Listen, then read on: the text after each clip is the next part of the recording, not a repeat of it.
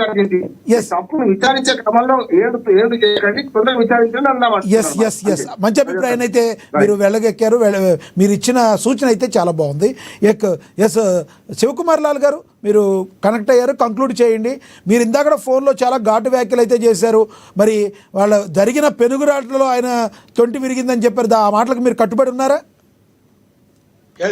నాకు ఆ ఇన్ఫర్మేషన్ ఉంది కాబట్టి నేను ఇంత లైవ్ డిబేట్ లో చెప్పడం జరుగుతుంది.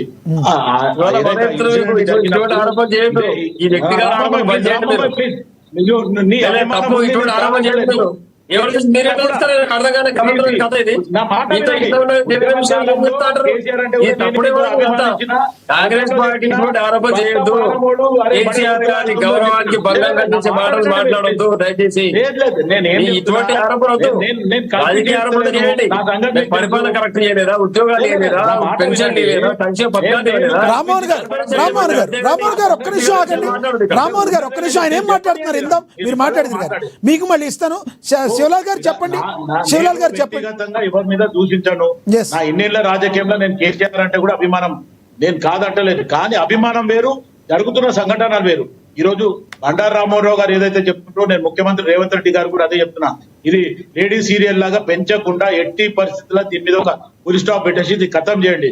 ఒకవేళ రేవంత్ రెడ్డి గారి ప్లేస్ లో నేను ఉండింటే ఈ పార్టీకి ఈ 2 years గురించి రాకపోతుంటే అధికారంలో వచ్చిన ఒక 6 నెలల తర్వాత ఇమీడియట్ గా దీన్ని సెటిల్ చేస్తుండే. ఎందుకంటే ఇది మనకు ముఖ్యం కాదు. నిజంగా తప్పు చేసిన కేసీఆర్ శిక్ష చేయండి, నేను కాదంటలేదు, అది పక్కన పడేద్దాం. తర్వాత అభివృద్ధి కానీ ప్రజలకు ఇచ్చిన హామీలు కానీ ఇవన్నీ మనం పూర్తి చేయాలనేదే నా ప్రథమ కర్తవ్యం. శివలాల్ గారు మీ దగ్గర సమాచారం ఉందన్నారు, ఇది చాలా పెద్ద సమాచారం కాదు. శివలాల్ గారు మీ దగ్గర ఈ రోజు అనుభవానికి గురవుతుంది. శివలాల్ గారు మీ దగ్గర సమాచారం ఉంది, పెనుగులాట జరిగింది సమాచారం ఉందన్నారు. ఎలా తెలిసిందంటారు మీకు ఇది? అంటే వాళ్ళిద్దరు ముగ్గురు మధ్య హరీష్ రావు గారు కూడా ఉన్నారు, పెనుగులాట జరిగిందని సమాచారం ఎలా తెలిసింది మీకు? వాళ్ళ ఇంట్లో రామ్మోహన్ భాయ్ ఒక్క నిమిషం, ఆల్రెడీ మీ మీడియాలోనే కవితని కేసీఆర్ తిట్టిండు అనేది ప్రశ్నించడం జరిగింది. ఇదే కవిత అడిగింది, మా ఇంట్లో జరిగిన గుట్టు మీకెట్లా తెలిసింది అని కవిత అడిగింది. కరెక్టా కదా? మీకు ఐడియా ఉందా? అది మళ్ళీ వాళ్ళ ఇంటి గుట్టు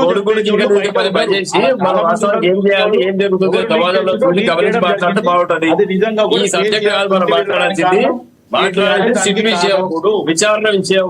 అవతల కాంగ్రెస్ పార్టీ నాయకులకు సమయం ఎన్నికిస్తారు, మరి టీఆర్ఎస్ పార్టీ పెద్ద వారికి ఎందుకు? మాజీ ముఖ్యమంత్రి హోదాలో పెద్ద, వయసులో పెద్ద, అన్నింటిలో అనుభవంలో పెద్ద, అటువంటి వ్యక్తిని ట్రీట్ చేయాల్సిన ఈ పద్ధతి కాదు ఇది. కాబట్టి దీనిపైన ప్రభుత్వం గానీ సిట్ గానీ ఆలోచన చేసి కేసీఆర్ గారికి సహకరించాలని డిమాండ్ చేస్తాం. స్వయాన కేసీఆర్ సొంత కూతురే చెప్తున్నది ఇవన్నీ విషయాలు కూడా. ఆమె ఈ రోజు పార్టీలకి పక్కకు వచ్చింది. రెండోది, ఆమె జరుగుతున్నది ఏదైతే 10 సంవత్సరాల టీఆర్ఎస్ బీఆర్ఎస్ చేసింది తప్పిదాలు చాలా ఉన్నాయి, దానికి నేను క్షమాపణ కోరుతున్నా అని చెప్పి మొత్తం అమర్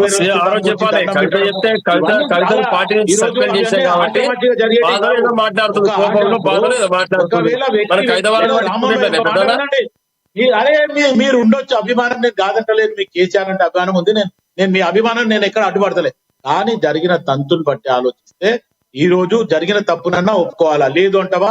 ఖచ్చితంగా ఇంత రాద్ధాంతం చేసే బదులు నోటీస్ రాగానే జెంటిల్మెన్ లాగా వచ్చేసి ఎంక్వైరీకి వచ్చి గమని వెళ్ళిపో. దాంట్లో పెద్ద కొంపలు మునిగేది ఏముంది?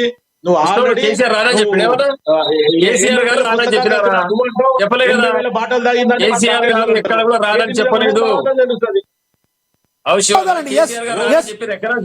మీ అభిప్రాయాన్ని తెలియజేసిన ధన్యవాదాలు శివలాల్ గారు. ధన్యవాదాలండి బండారు రామ్మోహన్ గారు, ధన్యవాదాలు రామ్మోహన్ గారు, ధన్యవాదాలు రాజమౌళి గారు. ఏది ఏమైనప్పటికీ కూడా సిట్ మరొకసారి సూచనలు అయితే చేసింది, నోటీసులు అయితే ఇచ్చింది కేసీఆర్ని. మరి రేపు 3 గంటలకి హాజరు కావాలని చెప్పి, మరి నందినగర్లో హాజరు కావాలని చెప్పింది. మరి కేసీఆర్ గారు హాజరవుతారా లేదంటే ఆయన మరి కోర్టుకు పోతున్నట్లుగా కూడా మరి తెలుస్తుంది.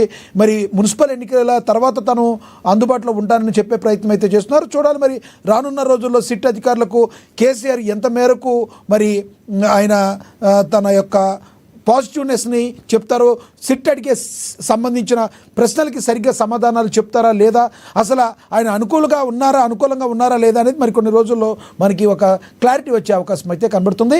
ఈ టైంలో మున్సిపల్ ఎన్నికల వేళ మరి అంత హాట్ టాపిక్